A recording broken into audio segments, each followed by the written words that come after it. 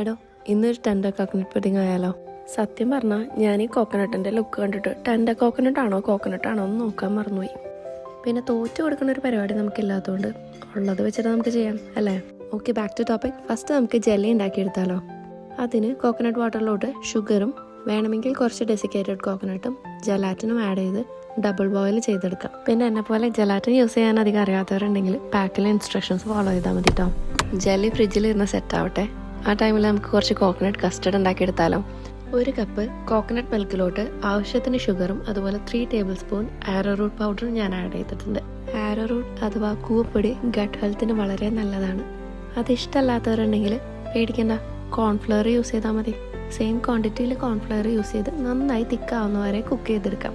കുക്കായ മിക്സിലോട്ട് ഒരു extra creamy ടെക്സ്ചറിന് വേണ്ടി നമുക്ക് കുറച്ച് ഫ്രഷ് ക്രീം ആഡ് ചെയ്ത് കൊടുക്കാം. ഇനി ആ മിക്സ് അവിടെ ഇരുന്നൊന്ന് കൂളാവട്ടെയിടാം. അപ്പോഴത്തേനും നമുക്ക് കുറച്ച് ജെല്ലി കട്ട് ചെയ്തെടുക്കാം.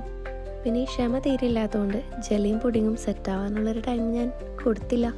കണ്ടില്ലേ, ആ കസ്റ്റർഡിൻ്റെ ചൂടാറാൻ പോലും ഞാൻ വെയിറ്റ് ചെയ്തില്ല. സാറില്ല, ഫ്രിഡ്ജിലിരുന്ന് സെറ്റായിക്കോളും അല്ലേ? ഈ കസ്റ്റർഡ് മിക്സിലോട്ട് കുറച്ച് ജെല്ലിയും അതുപോലെ കുറച്ച് ഡെസിക്കേറ്റഡ് കോക്കനട്ടും എഡിബിൾ ഫ്ലവേഴ്സും വെച്ച് ഞാൻ ഡെക്കറേറ്റ് ചെയ്തിട്ടുണ്ട്. എന്നിട്ട് ഫ്രിഡ്ജിൽ വെച്ച് നന്നായി സെറ്റ് ചെയ്തെടുക്കാം. സംഭവം എന്തായാലും എനിക്കിഷ്ടമായി. നിങ്ങൾ ട്രൈ ചെയ്ത് നോക്കിയിട്ട് ഒന്ന് ഫീഡ്ബാക്ക്